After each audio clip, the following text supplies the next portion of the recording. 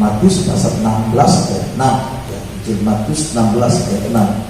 Kita yang mengikut Tuhan, Tuhan ingatkan supaya berhati-hati dan berjaga-jaga.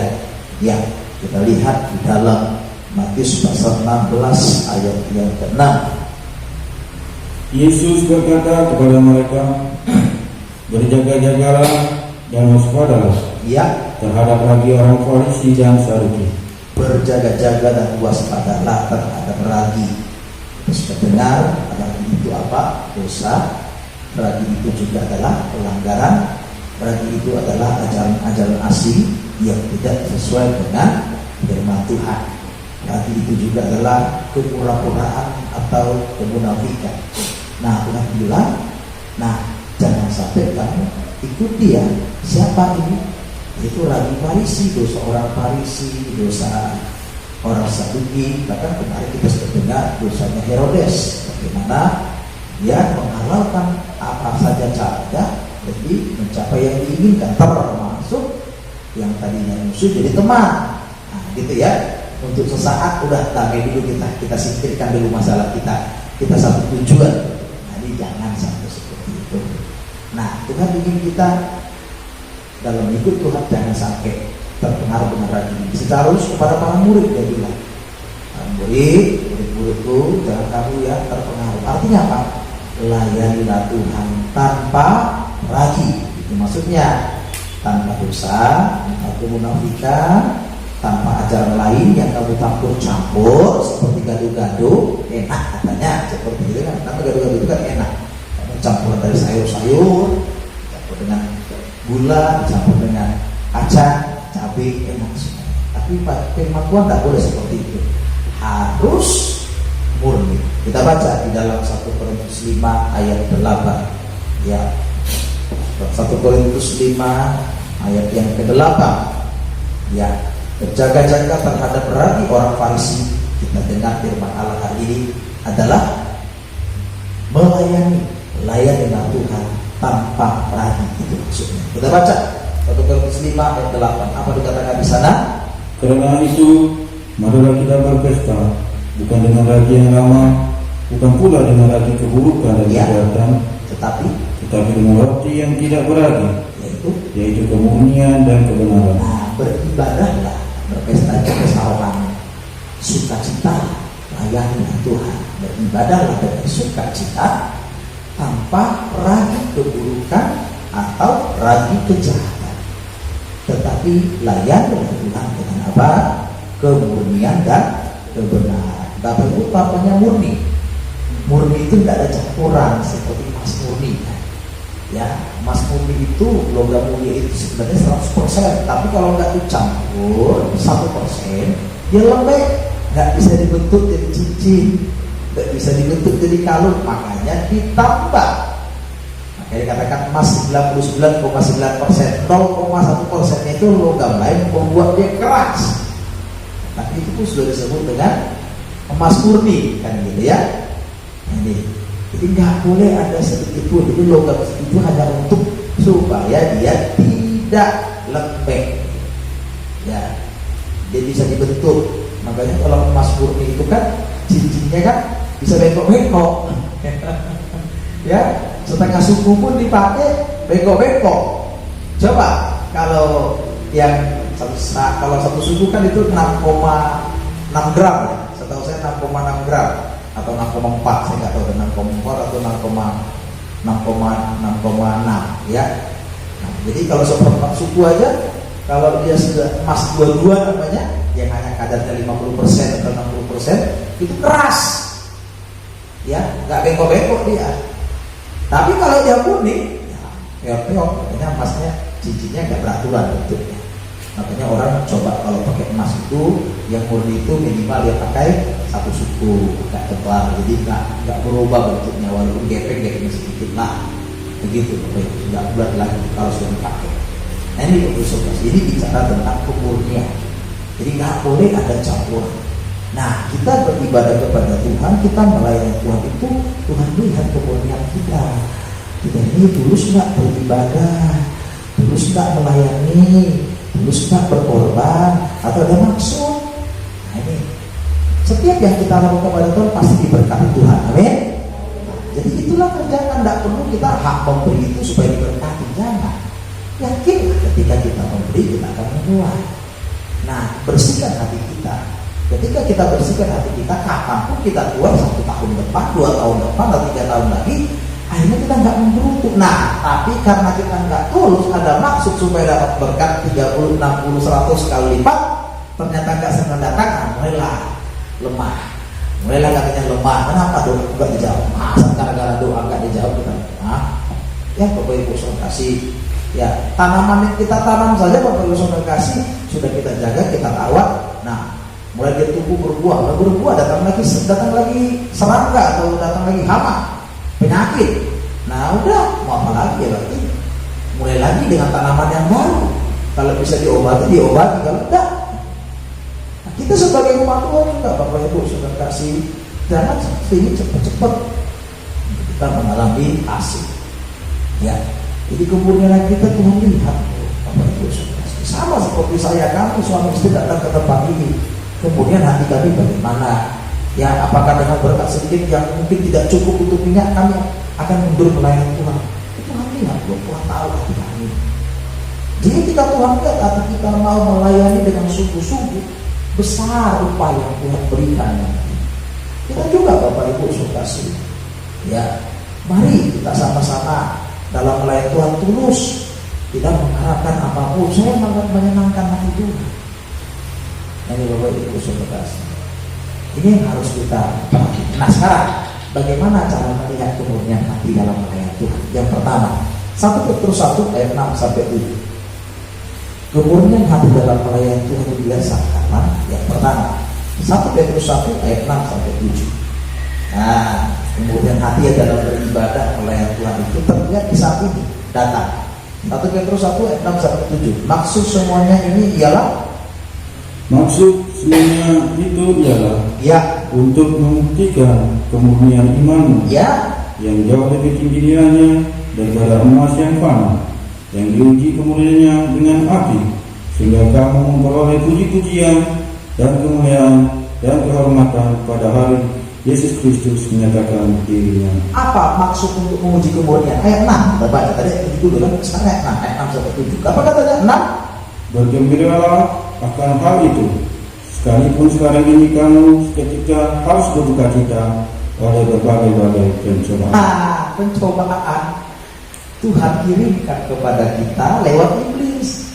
Kan pencobaan itu menjadi ujian. Tuhan kasih kesempatan kepada iblis untuk menggoda kita.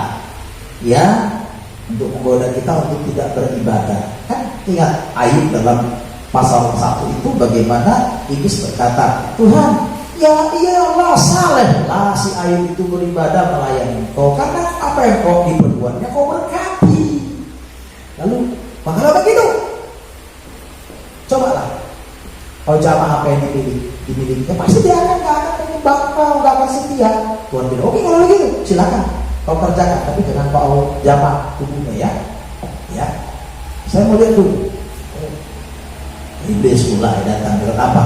Bermasalah hasilnya tidak berhasil, kebunnya, ladangnya dirampok orang, ternaknya juga habis, bahkan datang angin puting beliung, ya, anaknya sedang berpesta-pesta, rubuh rumah itu, terbakar, ya habis semuanya, dan tinggallah yang datang hanya tukang pelapor, pelapor pembawa berita.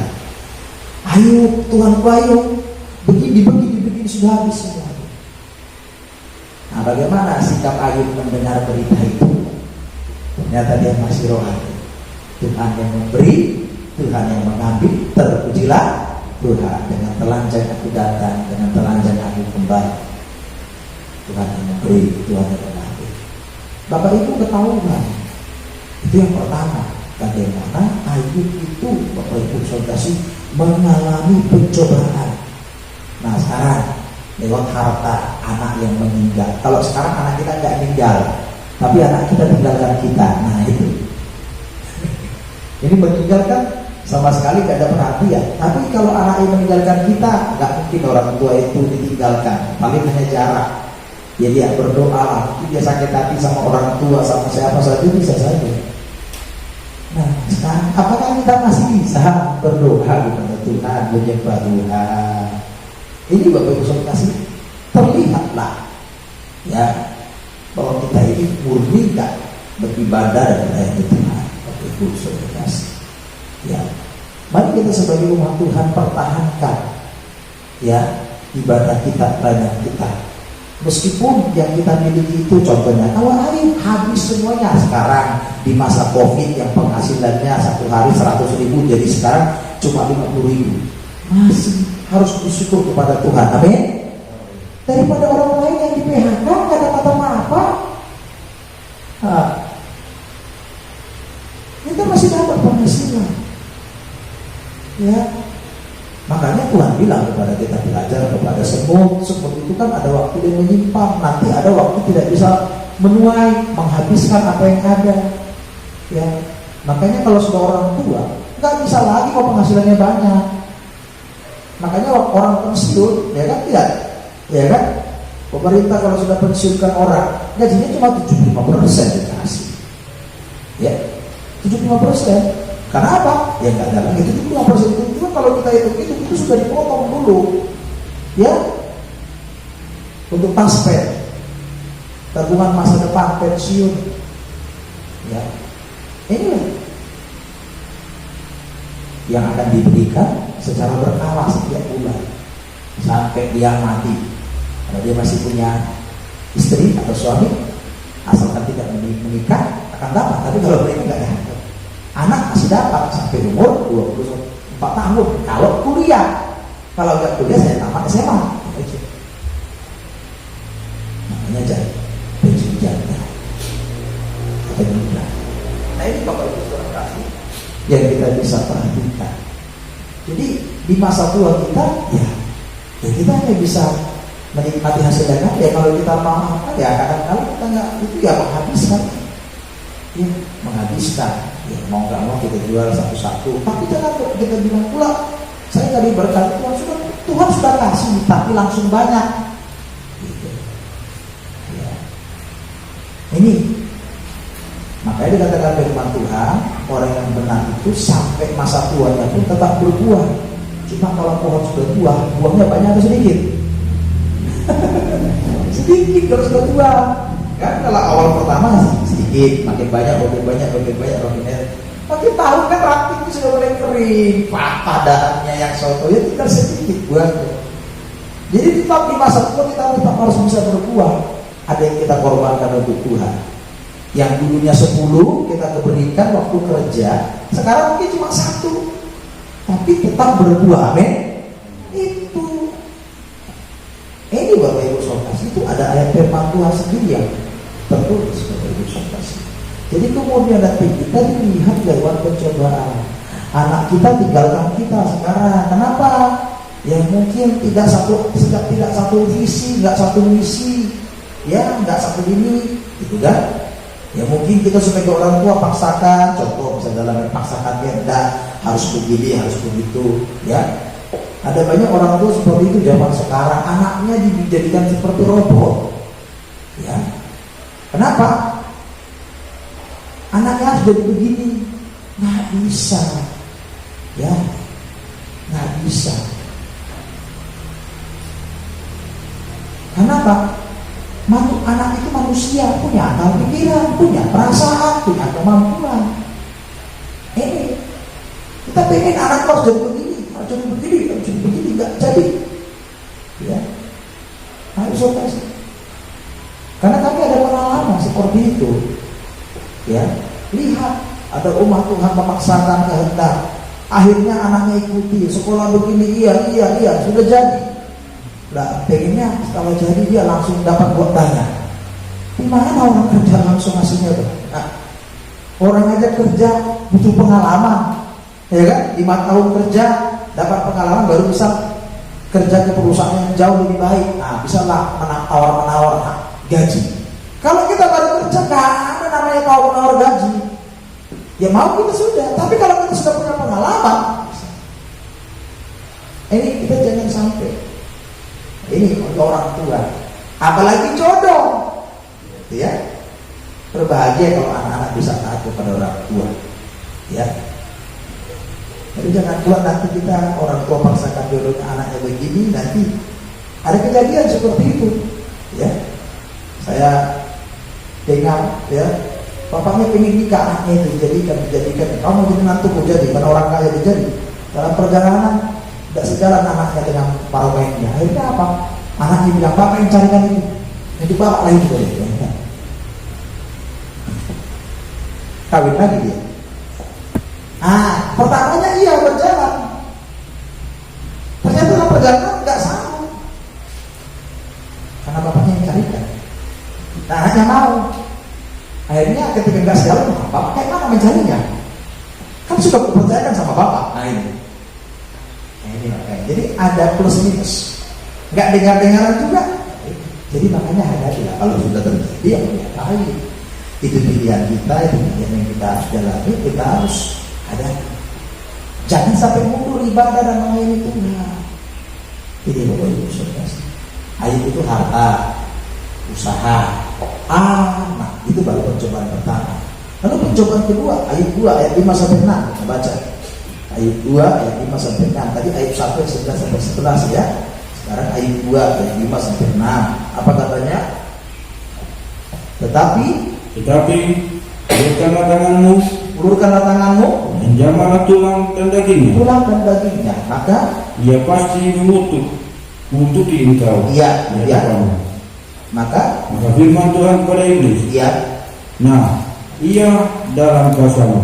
Kau bebas terhadap dirinya, tetapi jangan hanya sayangkan nyawanya. Kalau dia mati ya, kalau mati mah, kalau kita udah sedia, kalau sudah mati kayak dirasa lagi. Manusia dicincang apapun, mutilasi seperti dibilang, tidak ada apa-apa. Cuma kita sebagai manusia tidak cocok, akhirnya dihukum, akhirnya melakukan ini. Tidak bisa. Tetapi apa yang terjadi? Ketika itu terjadi, ya apa yang terjadi? Ayat 9, ya. Maka berkatalah istrinya kepadanya, ya. Masih bertekunkah engkau? Masih kamu bertekun untuk apa? Engkau dalam kesalehanmu, ya. Kutukilah Allahmu dan matilah. Ada orang di sekitar sana yang sekitar yang paling dekat dari suami adalah istri, anak dari laki istri. Jadi bicara pasangan hidup. Jadi bukan berarti hanya Ayub saja, bisa saja istri yang lemah, ya, yang mengalami pencobaan, ya, menjadi ujian, lalu suami.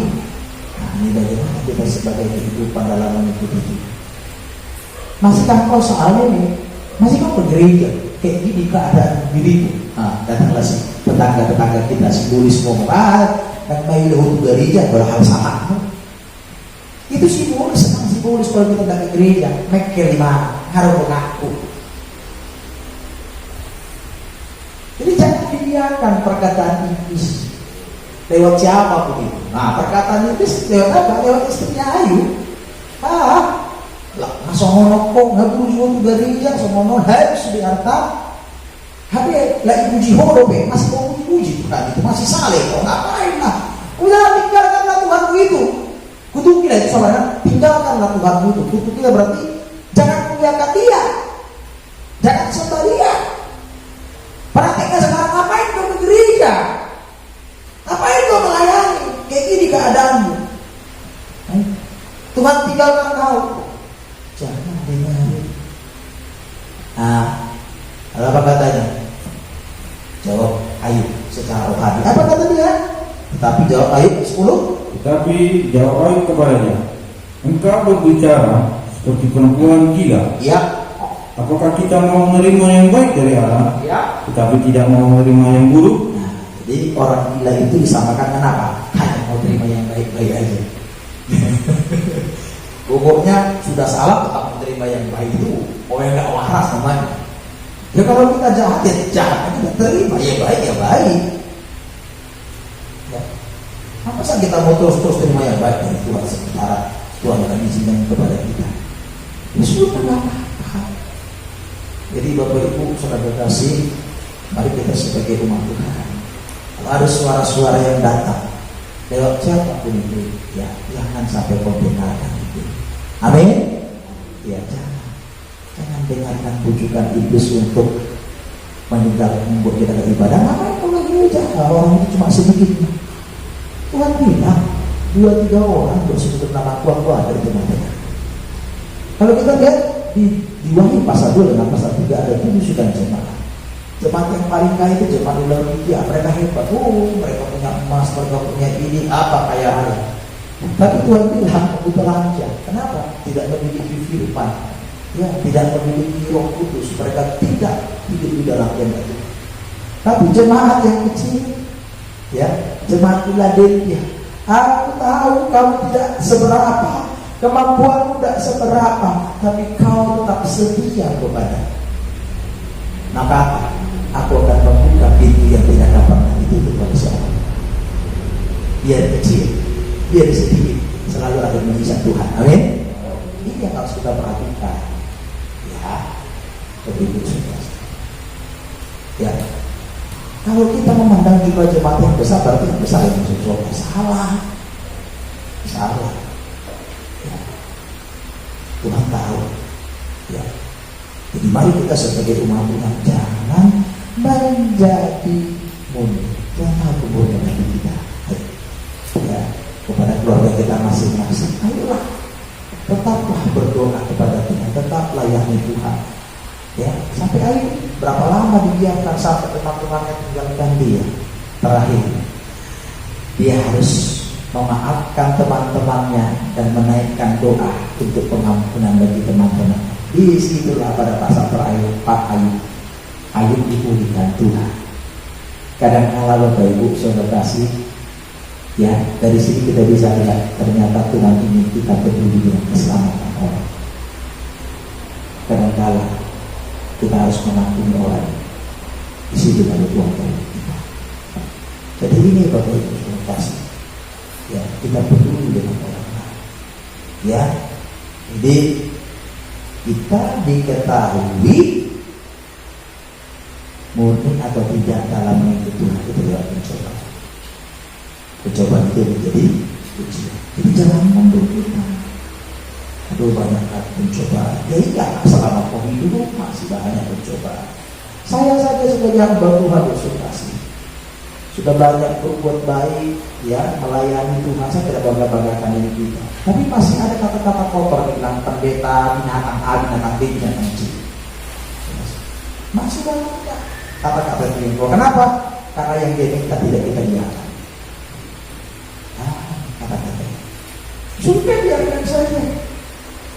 Apalagi Tuhan berkata apa?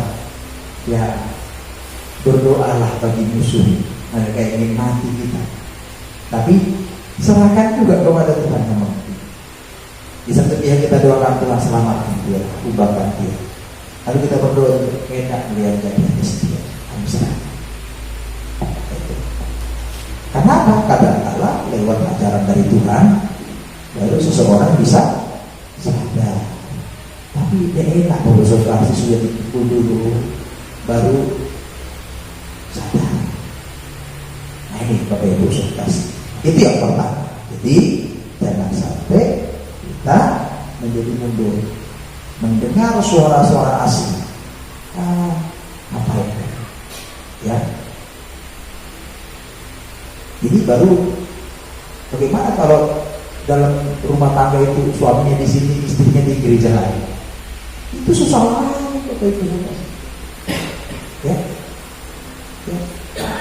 Dulu waktu menikah janjinya satu gereja, ikut, tapi ternyata setelah menikah balik ke gereja yang satu balik ke gereja. Ya, itu pernah terjadi. Bapak Ibu di Jambi, ya. Setelah mereka menikah, waktu pacaran mereka dibawanya sama istri di gereja, nikah di kampung. Terus balik ke Jambi, ibadah terus. Padahal abangnya ada. Tapi ternyata apa terjadi? Ya, laki-lakinya pergi di situ terus. Tapi istrinya aku udah tahu. Istrinya bilang, kau ikut gereja, jadi apa yang terjadi? Sudah, aku tidak ke gerejaku, kau tidak ke gerejamu, sama-sama kita cari duit. Saya bisa berdoa, sudah terserah sama kalian. Oke, Tuhan yang tuntun kalian. Di mana tak ada rasa terbaru.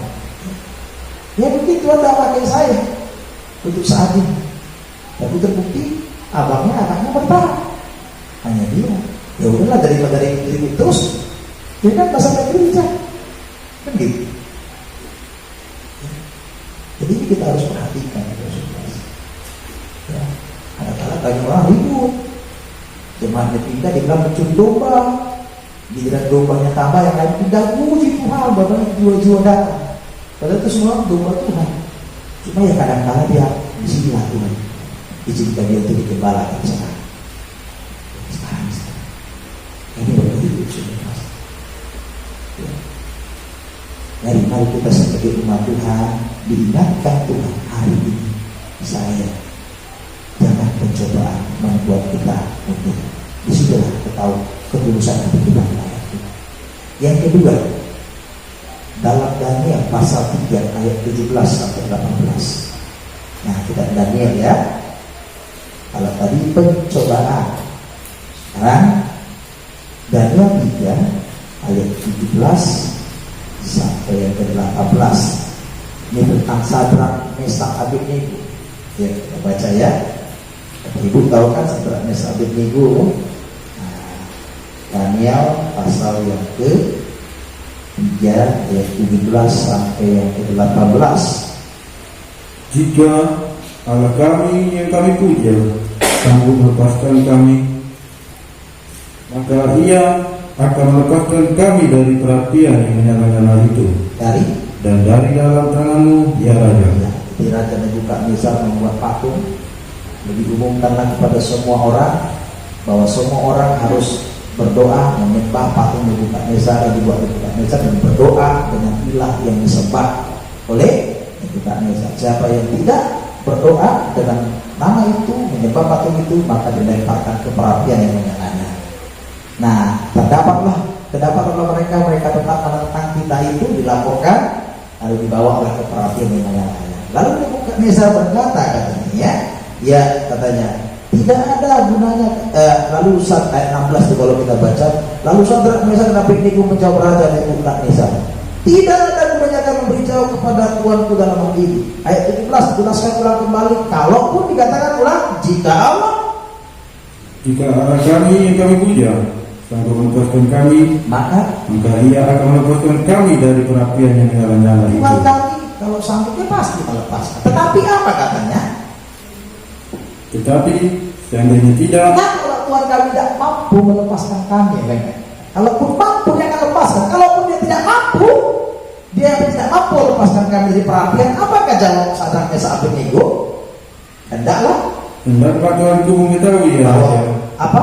Bahwa kami tidak akan memuja dewa Tuanku, dan tidak akan menyembah patung emas yang Tuanku dirikan itu. Tuhan kami kalau dia sanggup, dia akan melepaskan kami dari perapian. Tapi kalaupun dia tidak mampu, sebenarnya bukan tidak mampu, artinya apa? Tidak menjawab doa kami. Kami tetap masuk dalam perapian, kami tidak akan menyembah patung dewa Tuhan. Artinya apa? Saat doa kita belum dijawab atau tidak dijawab Tuhan, masih bisa kita setia.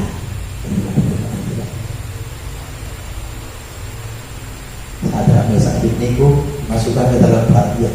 Sebelum dimasukkan ke perapian, kalau Sadrak, patung ini kalau mati. Apa jawab? Kalaupun Tuhan kami sanggup melepaskan kami, Dia akan melepaskan. Tapi kalau Dia tidak sanggup, tidak mampu menolong kami tidak akan menyembah dewa, tidak akan menyembah. Ini sama dengan tidak dijawab doanya. Kita bukan tidak dijawab, belum. Kenapa? Kita masih hidup. Kita tahu doa kita tidak dijawab kalau kita sudah mati. Ternyata yang doakan selama ini orang lain yang bilang ternyata doanya tidak dijawab. Selama kita masih ada kemungkinan doa kita dijawab. Amin. Iya. Jadi saat kita berdoa dan doa kita belum dijawab, atau Tuhan tidak sama sekali jawab, masih bisakah kita tak menjawab doa kita?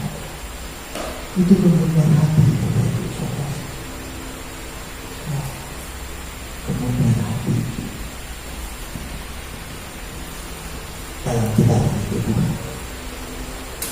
Zakaria itu adalah bapaknya Yohanes Pembaptis. Jadi Yohanes Pembaptis ini punya bapak namanya Zakaria, namanya Elisabeth. Mereka ini adalah imam orang suci dan mereka adalah pelayan Tuhan. Bahkan istrinya pun keturunan Harun. Ternyata mereka sudah berdoa sekian puluh tahun sampai istrinya sudah mati haid dan lanjut usia, istrinya tak mandul dan tidak dikandung. Mereka tidak berdoa. Dari mana kita nggak tahu mereka nggak berdoa lagi tentang anaknya, tentang keturunan bagi mereka. Saat mereka Zakaria mendapat kesempatan untuk melayani di Mesbah, lalu mereka berkata, doamu dikenal Tuhan. Istri melahirkan. Bagaimana mungkin istri itu melahirkan? Dia kan sudah mandul, dia kan sudah mati haid, tapi dalam usia bagaimana? Dari situ tidak tahu bahwa Zakaria tidak lagi berdoa untuk Tuhan, tapi dia tetap setia beribadah melayani Tuhan. Apa yang terjadi? Ketika dia melakukan itu dengan tulus, walaupun tidak lagi harapan, dia tidak berdoa lagi untuk mendapatkan anak, karena dia sudah mengerti tidak akan mungkin lagi punya anak sebab istrinya sudah mati. Maka apa yang terjadi? Tuhan jawab doa. Sudah sekian lama, berapa lama kita berdoa? Ini sudah puluhan tahun. Kenapa? Sudah dikatakan lanjut usia. Jadi sejak menikah sampai lanjut usia, orang lanjut usia 60 tahun. Orang menikah 20-an tahun, mungkin 30 tahun, bahkan 30 tahun dia berdoa. Kan 30 sampai 60. Gak disebutkan berapa umurnya pada waktu itu, gak lanjut usia. Ini maksudnya. Jadi orang yang tulus nanti indah pada waktu. Maka dikatakan indah pada waktu. Amin. Indah. Ya, indah waktunya Tuhan. Nah, kita akan menghadapi proses itu. Maka seperti sadari, kita akan dibilang, oh kalau membantunya, kalau tidak punya anak, kenapa? Itu aib. Ya, bagi mereka kalau tidak punya anak, makanya kan Hana nangis-nangis di air dia mau dimadu. Ya, istri kedua punya anak, akhirnya sebenarnya nggak senang sini. Hana menangis sampai bernasar, Tuhan, kau lihat penderitaanku. Izinkan suamiku menikah lagi, mereka punya anak. Aku berharap dengan cara ini mereka punya anak. Mereka punya anak, tapi saya jadi dibuang semena-mena. Dia berjanji, Tuhan, kalau kau berikan aku seorang anak laki-laki, dia akan kuberikan untukku jadi anggota. Ternyata saat dia berdua, dia menurut sahabat Tuhan itu berkata, jadilah apa yang kau kata. Tahun depan dia punya anak, namanya Sarah. Luar biasa. Dan dia bilang, luar biasa. Mari, ya. Mari kita sebagai umat Tuhan jangan sampai itu. Ya. Dan yang ketiga, ini yang terakhir. Ya. Saat apa? Maliaki 3 ayat 2 sampai 4. Kemurnian hati kita dalam melayani Tuhan dilihat. Kita Maliaki pasal yang ketiga ayat 2 sampai 4. Maliaki pasal 3 ayat 2 sampai 4.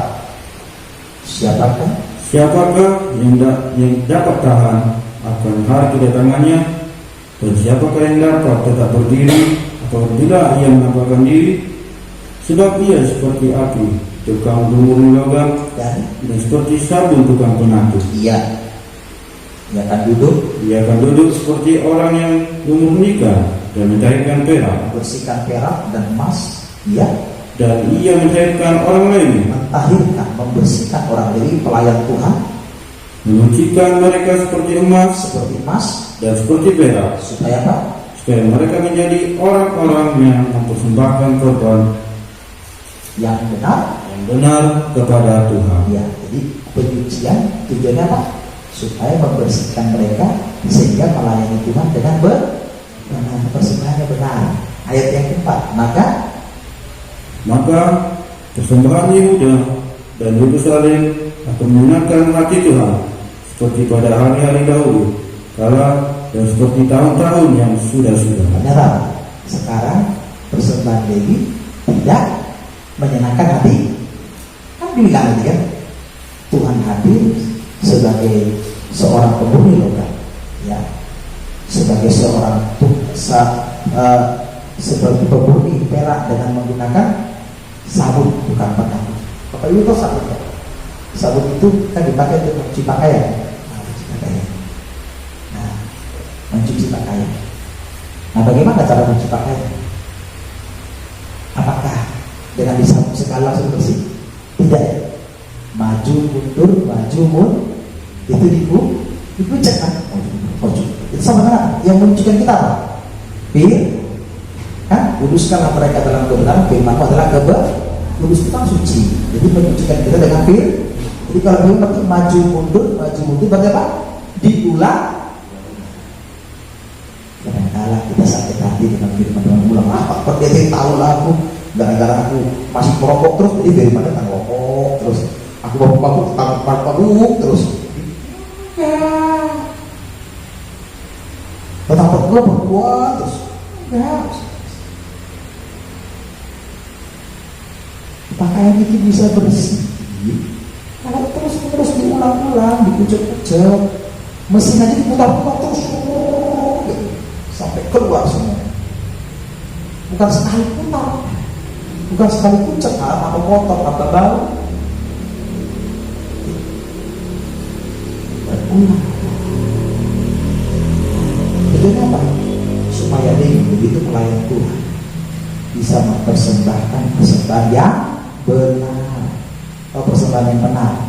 Roma pasal yang kedua katakan ayat 1 sampai 2, persembahkanlah tubuhmu yang kudus, yang berkenan kepada Allah, itu adalah ibadahmu yang jadi apa? Kalau kita melayani Tuhan, kita benar dulu. Ya, saya menyampaikan firman Allah, tidak mau berbohong, harus bisa melakukan. Karena firman Tuhan katakan, ajarkan orang untuk melakukan.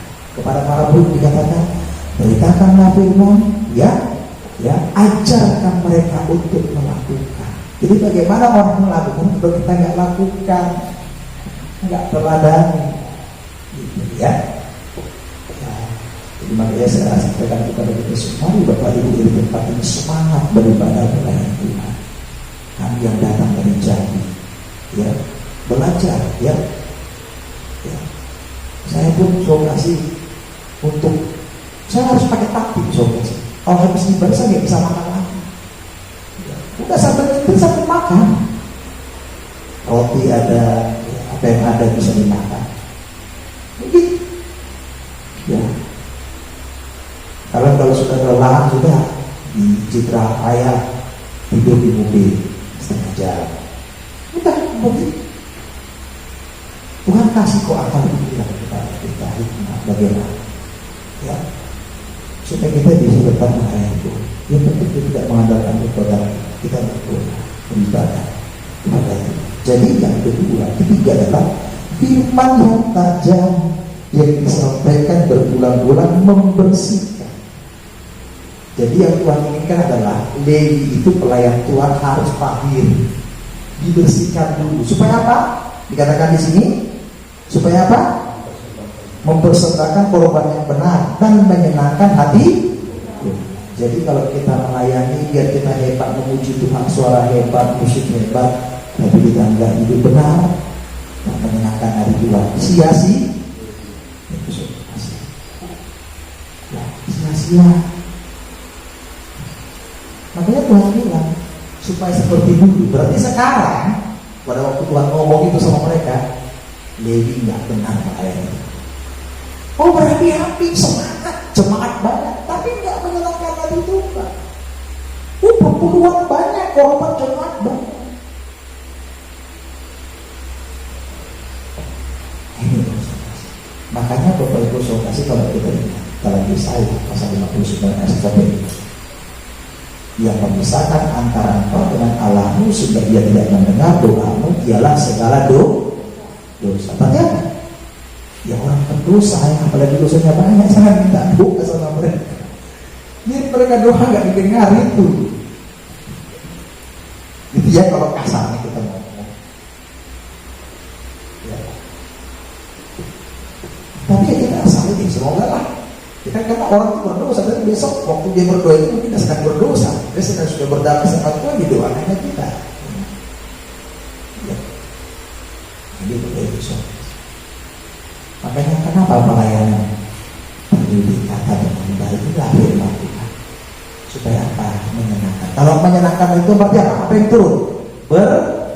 Berkat yang turun. Sama seperti kita, kalau kita bisa menyenangkan hati orang tua kita, apa yang dikasih? Ya apa yang punya kita pasti dikasih. Ada berjuang anak khotbah, ahabnya pengen William, gini. Demikian juga Tuhan, sudah senang hati Tuhan. Lagi senang hati Tuhan. Wah, yang kita minta Tuhan kasih.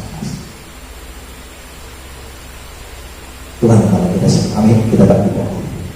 Nah, Tuhan tolong saya dan kita semua untuk bisa melayani Tuhan. Ayo, layani Tuhan sungguh-sungguh. Tuhan ya hati kita.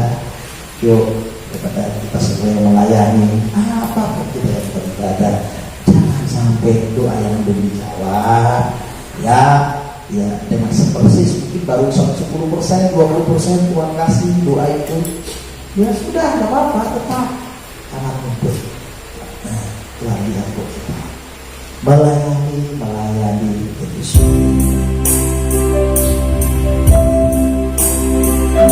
Ibadah Yesus. Amin.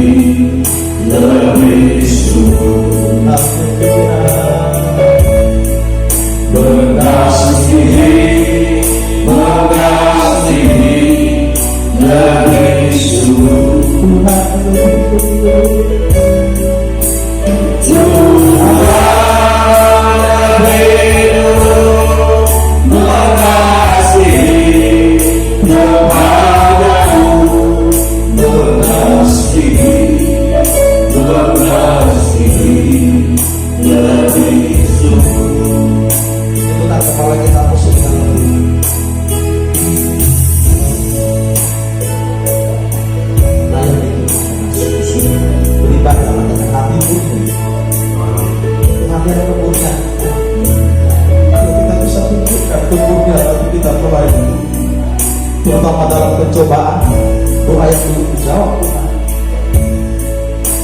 maka Tuhan akan tolong. Tuhan kasih kita, keluarga kita, anak-anak kita, suami kita, istri kita, pekerjaan, Tuhan akan perhatikan. Layani Tuhan dengan kemurnian, ketulusan, beribadah dengan kemurnian, melayani. Angkat pasang tangan kita kepada Tuhan. Tuhan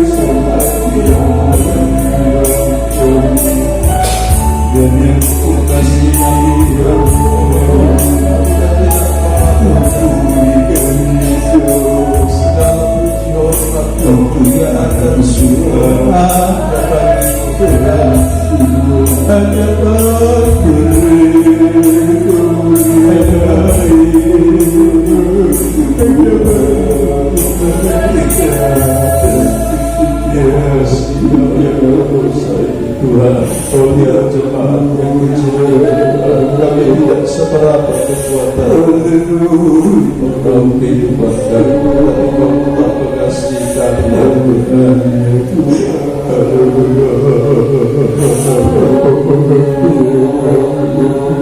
Kau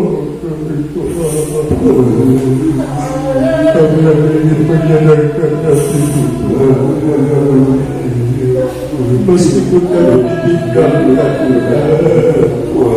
doa kami tidak dijawab, kami tetap setia kepada Engkau. Sebab kami tahu Kau lakukan yang terbaik bagi kami. Yang terbaik bagi kami bukan berarti segala doa kami dijawab. Kau tahu yang terbaik bagi kami. Kuatkan jemaatmu di tempat ini Tuhan. Dalam pencobaan apapun tetap bisa mengasihi Tuhan, beribadah melalui Tuhan benar-benar umurnya hati. Dalam menghadapi doa yang belum dijawab Tuhan atau yang tidak dijawab Tuhan sama sekali, maka mereka tetap mengasihi Tuhan dan beribadah kepada Allah. Terlebih firman yang tajam yang disampaikan berulang-ulang dan tidak menjadi mundur Tuhan. Sebab itulah kasih Tuhan kepada kami. Kami kebersekutu dengan tubuh darah Tuhan, ya akan menerima Tuhan. Kami sanggup berjamaah suci dalam Yesus Kristus. Haleluya. Amin.